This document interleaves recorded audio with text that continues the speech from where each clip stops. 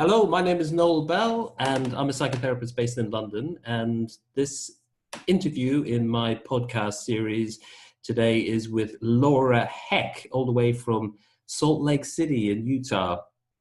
Laura is a licensed marriage and family therapist in private practice and a certified Gottman therapist in private practice in Salt Lake City, Utah, working exclusively with couples. She is co-founder of For Better, an action-driven online coaching tool for couples that teaches the science of successful relationships through straight talking and exercises. So, Laura, good afternoon from me, where I am in my time zone. And I think it's good morning to you.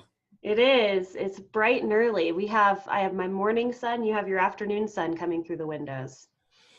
So Salt Lake City, for those, I mean, most people have Google Maps, and I'm sure they know what a fab place it is, but it's sort of Midwestern. Yes. Yeah, I would describe it as, I don't know. I tend to think of Midwest as being where I'm originally from, which is North Dakota. I think of it as just sort of Western, but it's kind of right in the middle of the United States, and it is stunning here. We're surrounded by mountains. I'm an outdoorsy person, so I have the opportunity of being 20 minutes from Park City, Utah, which is some of the most amazing, beautiful ski resorts. And then, it's a quick flight to the beach, so it's a pretty fantastic spot to live. Cool. Yeah. So let's chat, Laura, about your work. I've heard, when I got in touch with you, I've heard a few of your online presentations, which I've got a lot from. So before we go on to specifically talk about the couples work, do you want to just tell us a little about your sort of I guess your influences from a counseling psychotherapy point of view? Sure. Yeah. So I practice what's called Gottman method couples therapy, and I work exclusively with couples. I found out very early on that I didn't want to work with individuals. There was something about the interaction between partners that was so fascinating to me. And I just dove straight into my training with John and Julie Gottman in Seattle, Washington, and I never looked back. And so my background and sort of my influences is pretty eclectic, I would say, and that I do a lot of cognitive, I do a lot of behavioral therapy, a lot of emotionally focused therapy, though I haven't been trained by Susan Johnson exclusively. There's some psychodynamic, and I would say, a little bit of narrative. So it's pretty eclectic in my influences for sure. So essentially, would you describe yourself as a intricative practitioner? I would say so. Yeah. Yeah. Sounds good. Yeah. It's always interesting. I don't know whether, do you get clients asking you how you work? I don't. Most couples that come to me are pretty in pain, and there's not a lot of research. A lot of times it's a knee-jerk reaction. I don't know about you, but most of the couples that come to see me are either making their phone calls or scheduling their appointments online on like a Friday night at 1:00 in the morning. It's after a big blow up. It's after something massive has happened. And oftentimes it's not, it doesn't happen by way of intensive research. I think what we do is sort of a mystery to most people. Luckily, John Gottman and Julie Gottman have received quite a bit of layman attention, I would say, people out of the field that know of their work, because it's pretty sexy in the way that John has been able to predict divorce with 90 to 94% accuracy.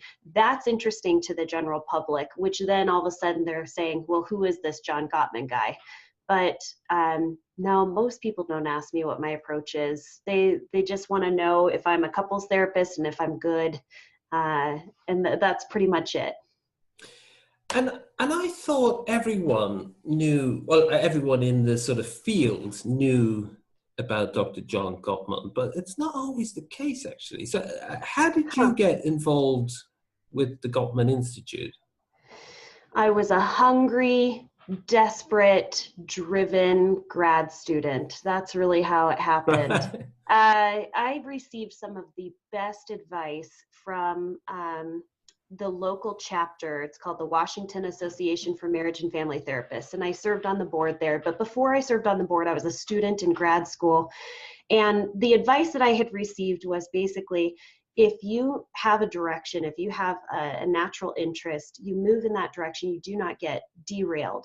And it's really easy to come out of grad school and get derailed because you are starving and you have to pay off some student loan bills and you're just willing to take any job that'll have you.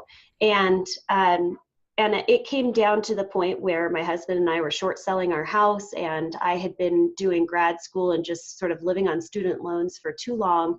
And I was desperate for a job. And I was about ready to take this marketing position with like a plumbing company. I mean, it was so out of left field just to pay the bills. Mm-hmm. And instead, I contacted the Gottman Institute and I said, "You're my idol. You are the person that I read about in every text.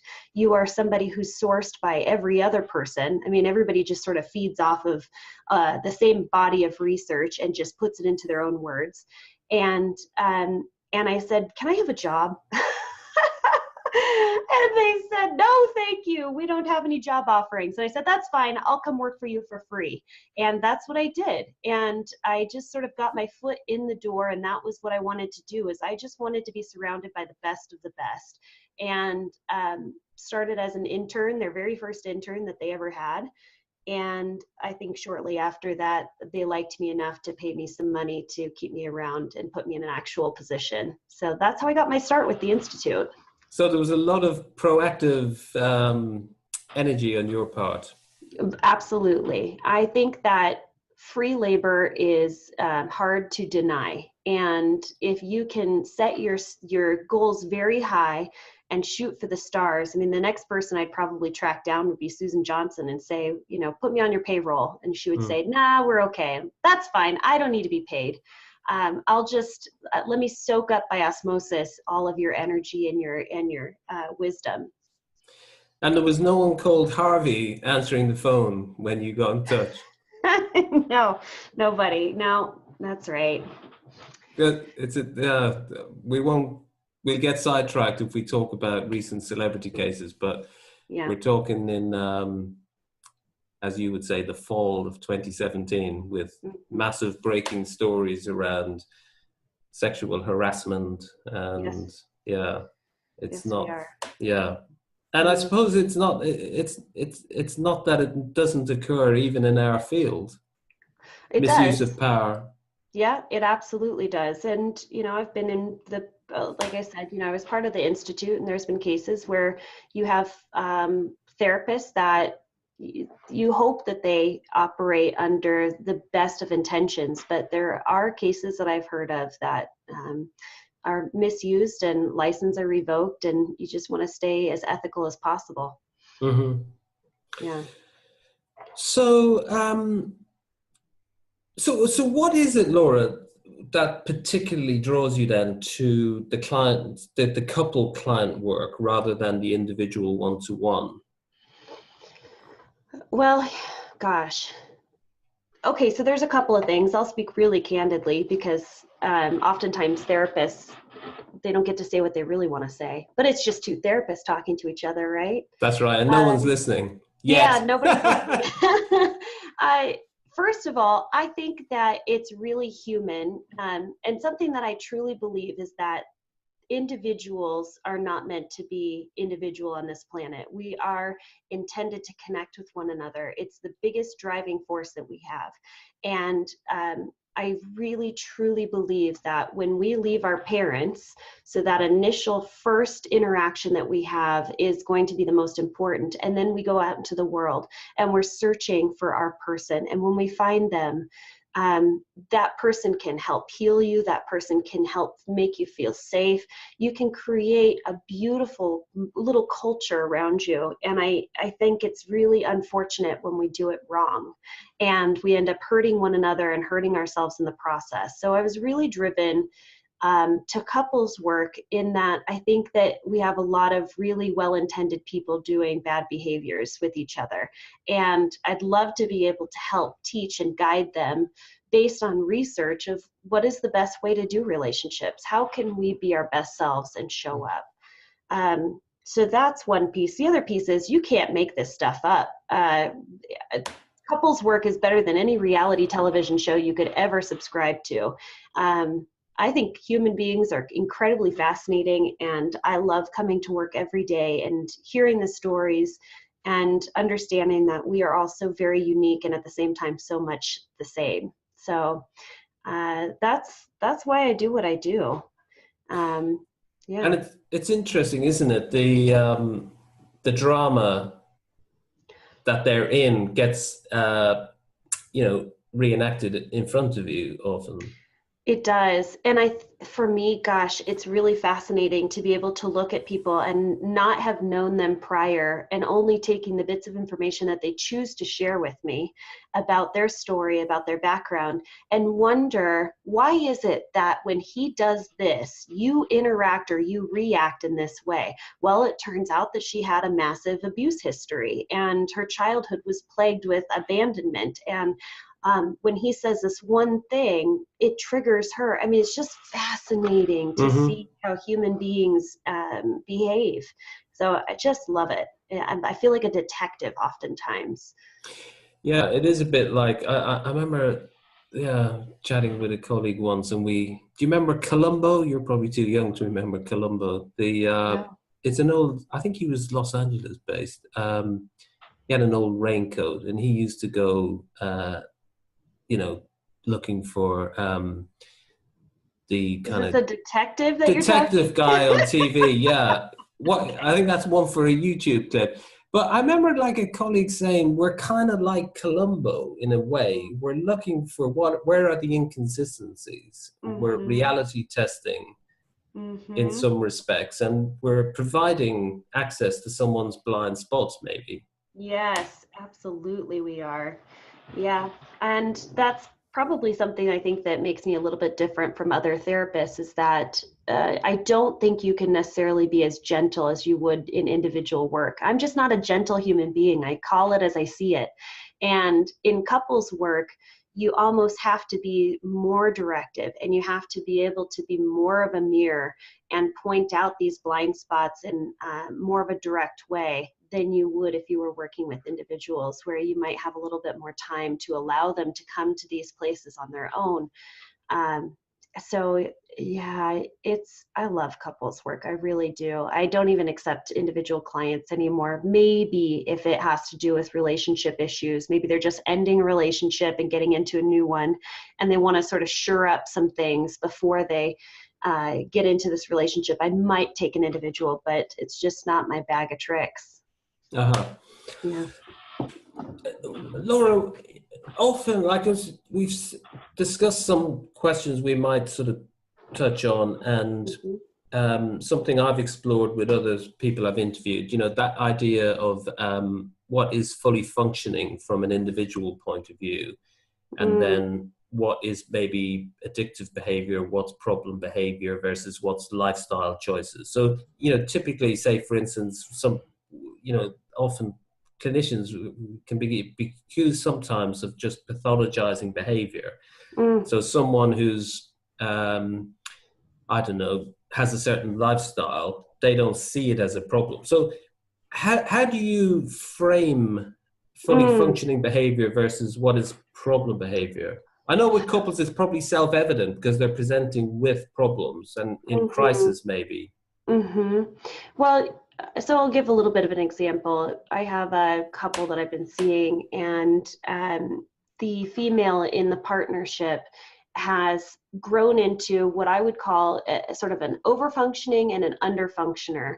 So he has overfunctioned in the relationship to the point where she has become an underfunctioner. So she goes to bed at 3 o'clock in the morning. She wakes up at 11 o'clock in the afternoon, and she has 3 children.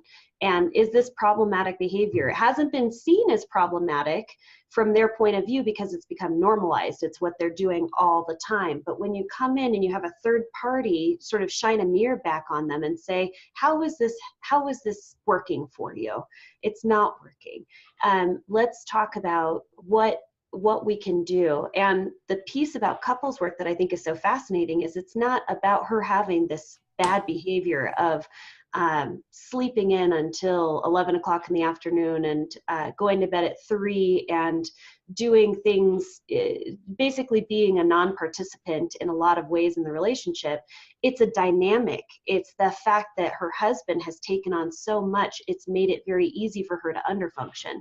So as far as it goes with pathologizing that individual, I find it much more helpful to take a look at how the two of them as a dynamic have made that possible, has enabled for them to get into that dynamic.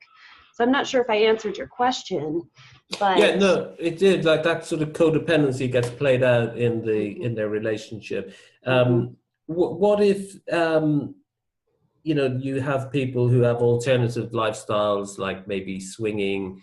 One of the couple might think, it's okay, that there isn't the problem, it's the other person that has the problem. Yeah. So that lack of consensus in the relationship, how do you then address that? So I have had this come up, which is interesting. Salt Lake and Seattle are both large swinging communities. So that just brought in sort of a plethora of past cases where one partner does have a little bit more of a desire for alternative sexual appetite, and her husband is a little bit more vanilla, as we would say. And so we talk about it openly, where the desires come from and what she's wanting versus what he's wanting. And you're going to find that in any partnership, it doesn't matter whether or not it's an alternative lifestyle or it has there's maybe a stigma against it, that partners are going to have these differences. And that's the spice of life. That's sort of the fun piece. I have partners that often say, we're so different. If we're not compatible, is it just not worth it? And I have found so many ways where partners finally figure out that they're the beautiful puzzle pieces that fit together. That where one person may be lacking, the other person brings a strong element into their life. I was a fun hater for a long time. And my husband, for instance, was he attacks life with all of his intensity. And with the two of us together, I have now become a lover of fun and adventure. And without him, I wouldn't have been able to do what I do now as far as getting out on the weekends and enjoying life. So I think that we need these differences, but it's really about managing the discomforts in the differences, because you're not always going to be able to find, it's not like this husband's going to wake up the next day and say, you know what, I would like to have sex with many other people, and I think this is going to be a-okay. It's just not going to happen. But if you can help partners find a way to manage the discomfort in their differences, then I think that you are really succeeding. It's going to happen. Yeah, absolutely.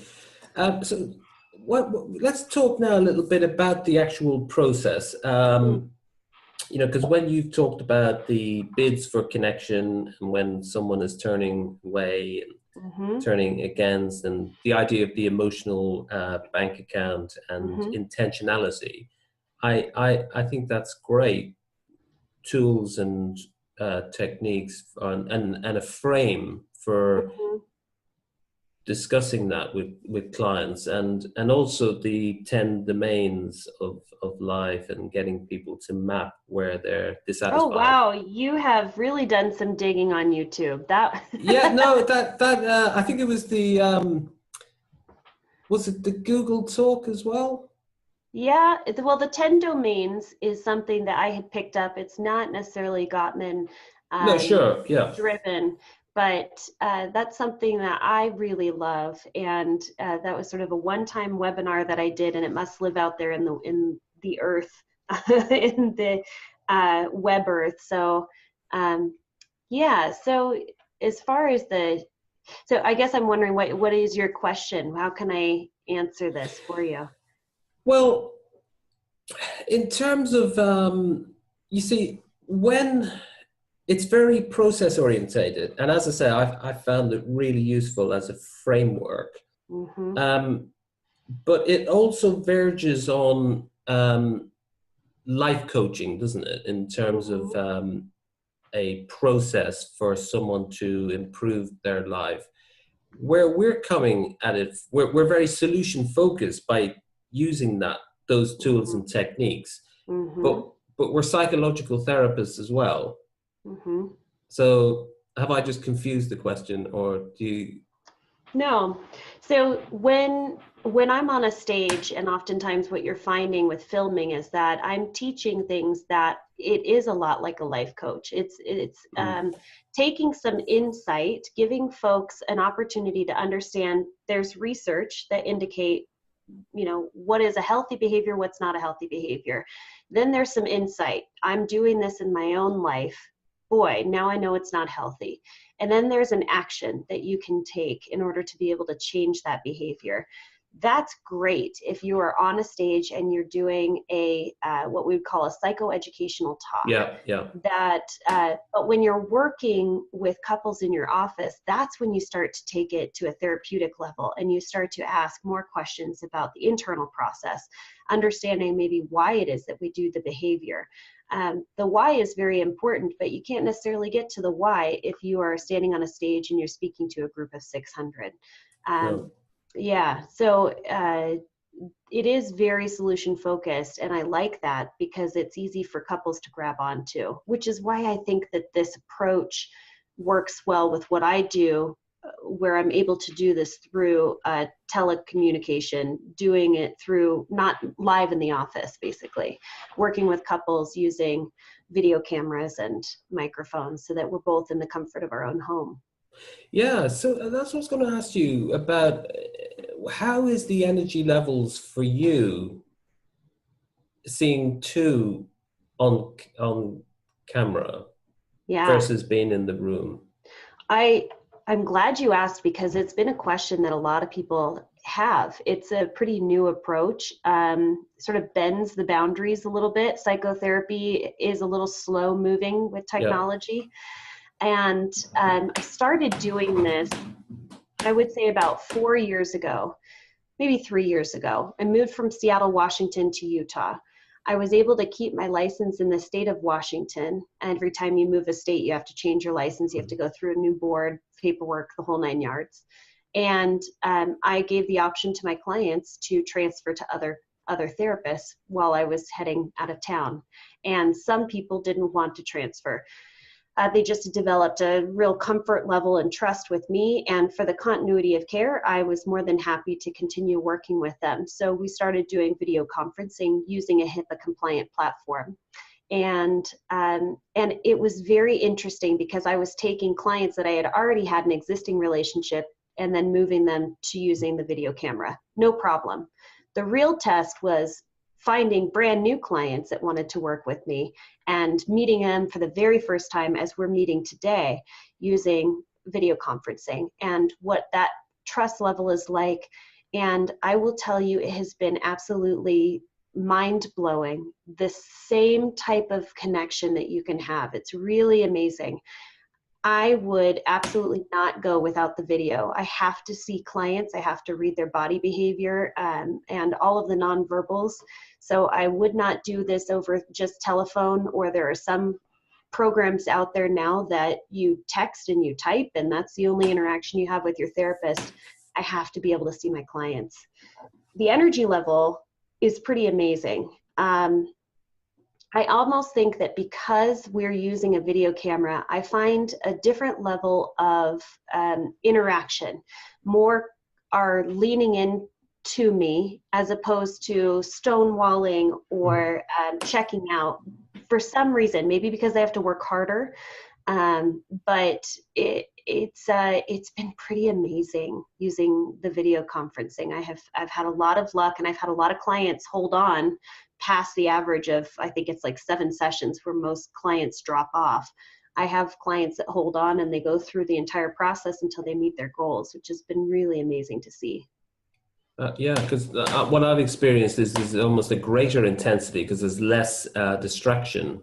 A Yeah. room can have its distractions, and um, so of new couples who present looking for help, what are the kind of what's the territory around deeming them unsuitable for online? Yeah. So if there's any sort of active physical abuse going on, not going to work out with doing online. I just don't feel safe having that boundary. Yeah. So the other piece is that oftentimes if one couple has an active addiction of some sort, and I am aware of that, I typically will refer them to a couples therapist who specializes in addiction. I just think that that's going to be better use of their time and energy. I'm trying to think of what might be, and I might, that has really been the only ones that I have said, this isn't going to work out. Let's go a different route.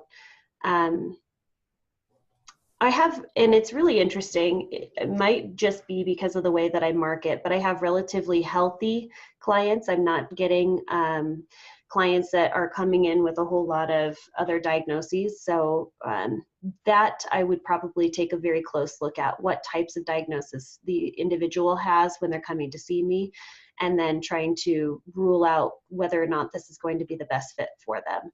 But I would say mostly it would be the addiction piece and then the active abuse piece. Yeah, sure. And how does the transference work out? I suppose one-to-one compared to couples work, and then online versus if you were in the office. Do you think there's is there a difference? I don't see a difference. No. The piece that I would say is really interesting is that because we have technology now and I have this HIPAA compliant platform, really needing to put some boundaries around communication. So in the old days, I think that the only way to reach your therapist was to leave a voicemail on their answering machine or on their office line. Now you can reach your therapist in a whole variety of ways. You can find your therapist on social media and you can send them a note. You can find your therapist and email them. You can send them text messages. There's a lot of different ways. So having very clear boundaries is especially important when you're doing what I'm doing, because when you're using this teletherapy platform, it almost feels as if you're removing that boundary, and you are highly accessible to your therapist and highly accessible to your client.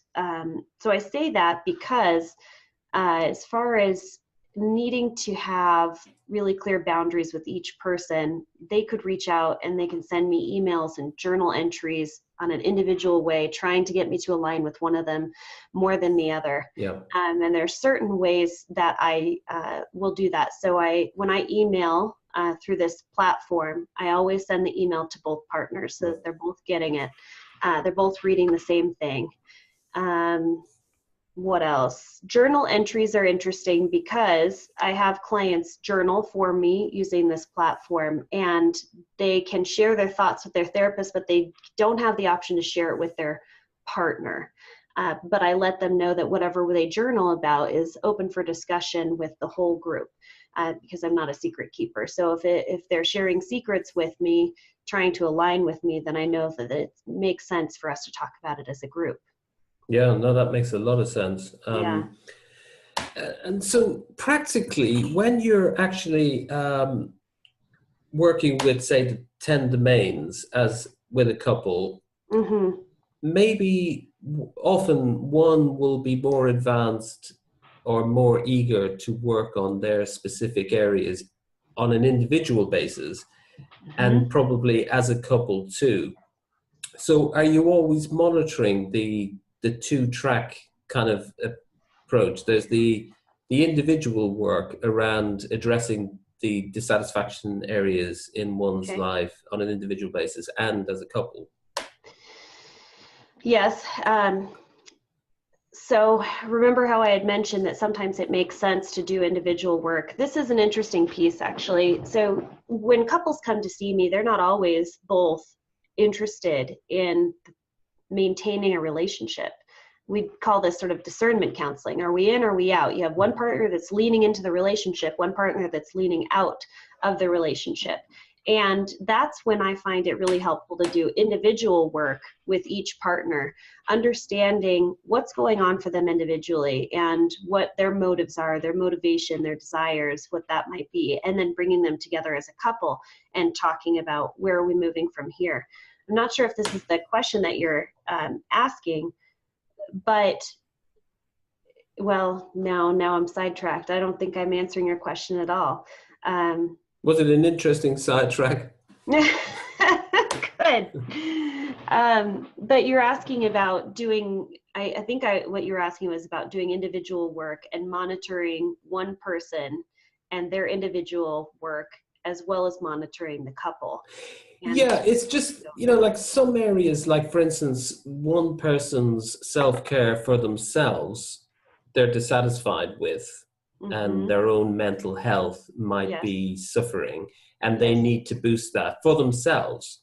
Right. And then as a couple, there might be other challenges that they need to do, like they might need to be more social, say, for instance. So you're monitoring initially the individual progress around the domains area.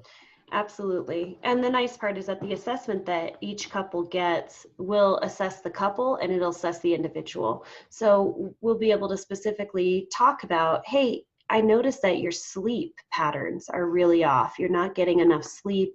Tell me what's going on. And I might work specifically, and this is kind of an interesting piece I pull from my own life. So I have a real strong interest in physical fitness.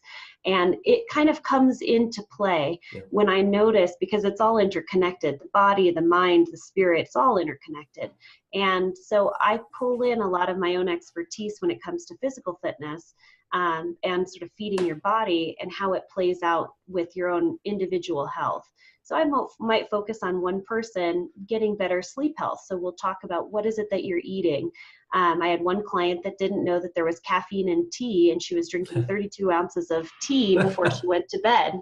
Surprise, surprise, she was feeling much better and less anxious when she dropped the caffeine out of her diet. So we do talk about individual growth as well. Yeah. No, it's fascinating.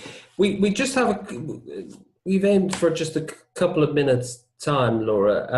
So I'm aware I've probably been the guilty party introducing concepts like the bids for connections and the emotional bank account without really explaining them. So people listening now, where can they go to really find out more about these ideas? Boy, I think the best place to go would be my website. It's forbetter.us, and it's FORBETTER.us. And what we offer is it's basically a course for couples. It's a video course, and it has activity sheets. But we offer 4 free videos, and we have some really fun. We've got like a 20 questions. We have a connection quiz, opportunities for couples to learn more without having to actually purchase the program. So that's a good place to start. Another great place is if they're interested, the Gottman Blog is amazing. And so that's GOTTMAN.com, and you'll find the blog on the Gottman website, and they're producing content out of their ears that is supposed to be, read by therapists and mostly by couples. It's just really great information.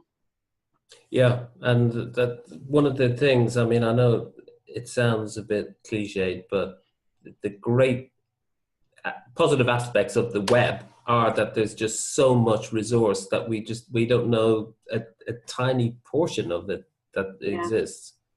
And it's good information. I mean, rather than just sort of typing in relationship advice, you're going to get a lot of content out there. But when you are finding it, at least from my website and from the Gottman Institute, it's all based on research that's been done over the last 40 years.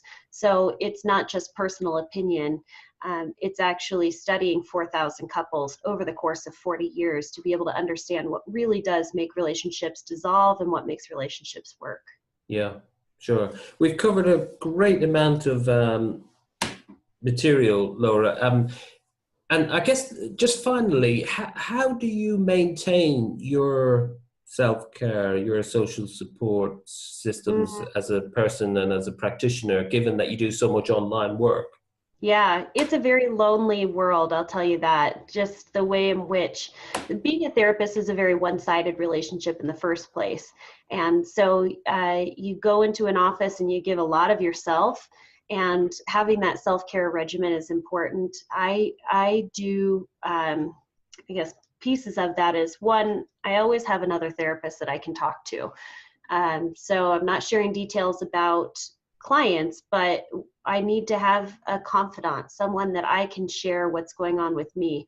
So that would be my peer network. And I have a really great colleague, Zach Brittle, that is a business partner, but we hop on a phone call and we video chat with each other once a week. And we do a podcast as well, where we're sort of able to just kind of talk about what's going on our mind.